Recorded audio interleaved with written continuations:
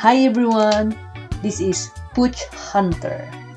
Okay, for today's vlog, ang iba-vlog ko ngayon is about pineapple fruit, no?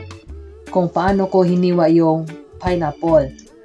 And nakalagay din dito sa vlog today kung ano yung advantage, the benefits, and disadvantage of eating pineapple fruits. Then, hihiwain ko yung pineapple sa paghiwa na alam ko. No? So, this is my first time, unang hiwa ko ng pineapple. No? Ilang years na akong buhay, pero ngayon lang ako naka-try maghiwa ng pineapple fruits. Ako ang naghiwa, ako ang kumain. Ako lahat. Kaya, but before ako naghiwa ng pineapple, no? Before ako naghiwa ng pineapple fruit, nag-research ako muna. baka ano pa yung vlog ko, madulas pa. ang raming cut ng vlog ko ng pineapple, kaya nag-research muna ako kung paano maghiwa ng pineapple dahil nga first time kong maghiwa ng pineapple, no? Kaya nag-research muna ako dahil may yung mga ibang tao kasi nga naghihiwa ng pineapple, ayaw na nila maghiwa ng pineapple dahil nga mali-mali, no?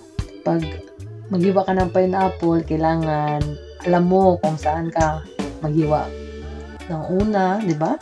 Kung saan, paano kukunin yung mga mata ng pineapple, kung saan ba yung tamang hiwa niya. Ako din, di ko alam. Kaya nag-research ako bago ako naghiwa ng pineapple fruits, no? Dahil nga, first time nga, di ba? First time maghiwa ng pineapple fruits. Kaya, kayo dyan, mag-research kayo or matuto kayo sa vlog na to. No, matuto kayo. Susundin nyo yung hiwa ko or mag-research kayo kung paano maghiwa ng pineapple. Dahil nga, may technique dyan. No? Then, sa vlog na to, makikita nyo kung paano ako naghiwa ng pineapple. And then, may technique pala. May technique kung paano maghiwa ng pineapple fruit. Hindi ko alam kung alam ba ninyo. Isa sa mga natutunan ko sa paghiwa ng pineapple fruit is before mo siya hiwain, no? Before mo hiwain yung pineapple fruit, ilagay mo sa refrigerator, no? Yung prutas, ilagay mo yung pineapple fruit, ilagay mo muna sa refrigerator ng 2 hours or mahigit sa 2 hours. Ilagay mo siya bago mo siya hiwain. Para daw, sa paghiwa mo ng pineapple, hindi lalabas yung juicy niya, yung niya, hindi lalabas siya, pero hindi agad-agad siya lalabas pag naghiwa ka ng pineapple. Paghiwa mo ng skin ng pineapple, yung balat niya, hiwa ka, hindi lalabas agad yung juicy niya, pero lalabas siya. Kaya yun yung isa sa mga natutunan ko kung paano maghiwa ng tama sa pineapple. Ilagay mo muna sa refrigerator ng 2 hours or mahigit bago mo siya hiwain. Sa mga walang refrigerator, patay tayo dyan. Saan natin siya ilagay? Yan ang problema sa mga walang refrigerator. Kaya, tayo na. At, tignan nyo kung paano ako naghiwa ng pineapple fruit. Let's go!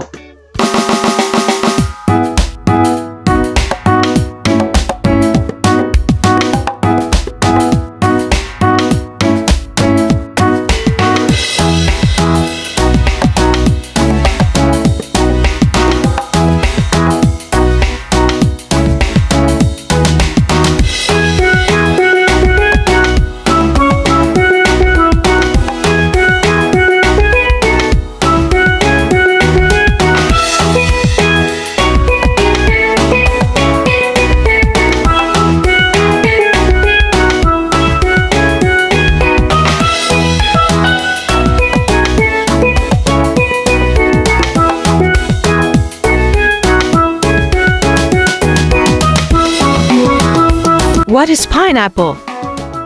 Pineapple is a tropical fruit, known for its iconic shape. A sphere of sweet and juicy flesh, surrounded by a tough, segmented skin, with a tuft of spiky green leaves on top.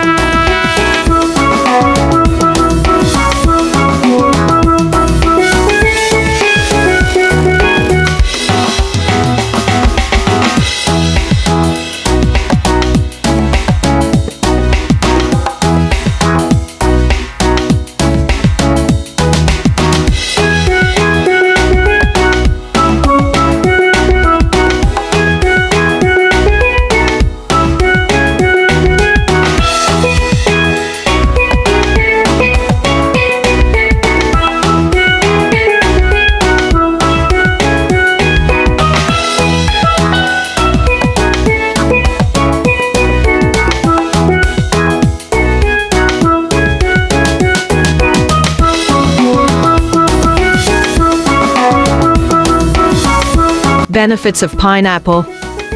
1. Source of antioxidant. 2. Longer-lasting antioxidant protection. 3.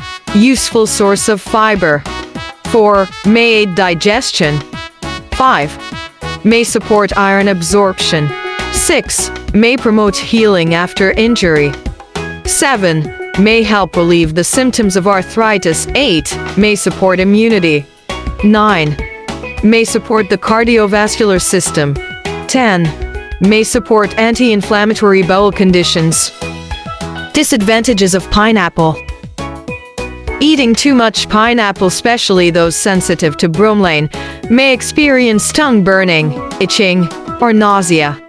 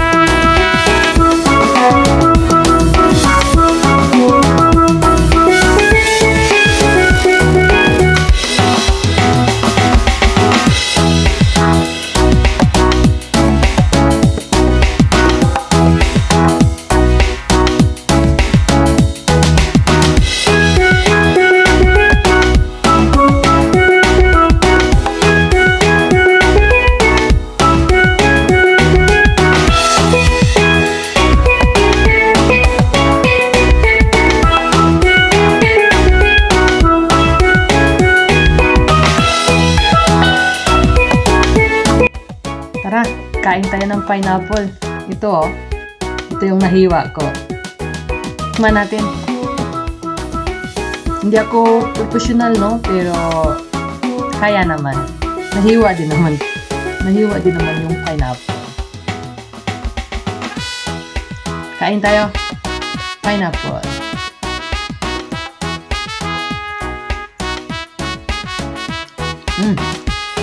Ang tamis.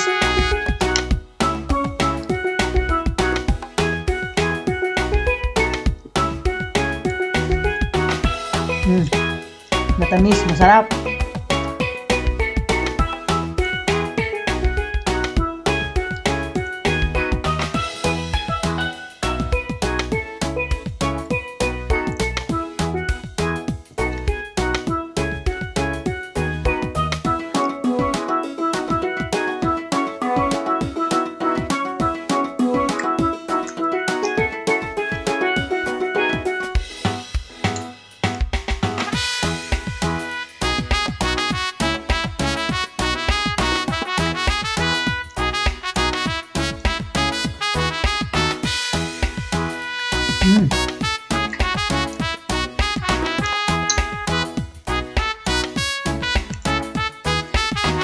Kaya, bili na po kayo ng pineapple.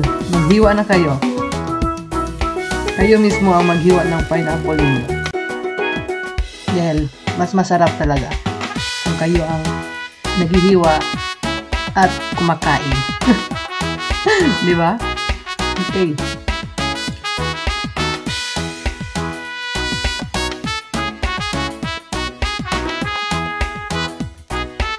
Hanggang dito na lang po. Tapusin ko na for today's vlog. Thank you for watching. See you in the next one.